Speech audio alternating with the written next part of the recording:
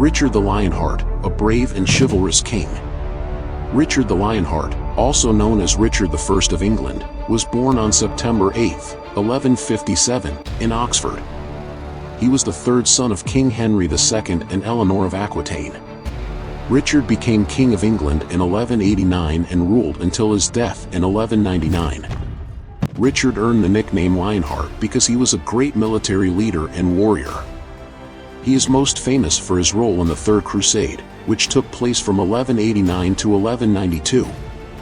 Richard led Christian forces to the Holy Land to fight against the Muslim leader Saladin. Although Richard did not capture Jerusalem, he won several important battles and made a treaty with Saladin.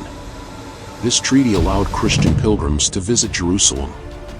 Richard spent most of his reign outside of England. He was often involved in battles in France or on crusades. Because he was away so much, his brother John often took care of England.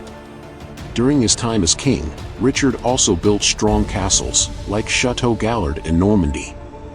This castle was meant to protect his lands in France. In 1192, on his way back from the crusade, Richard was captured by Duke Leopold of Austria.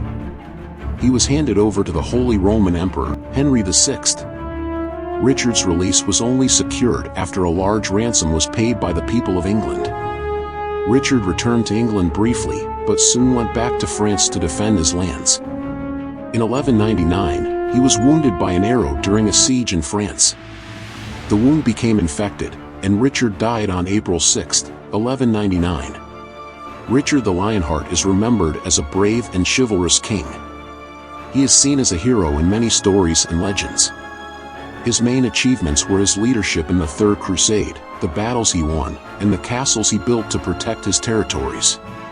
Despite spending little time in England, Richard left a lasting legacy as one of the most famous kings of the Middle Ages.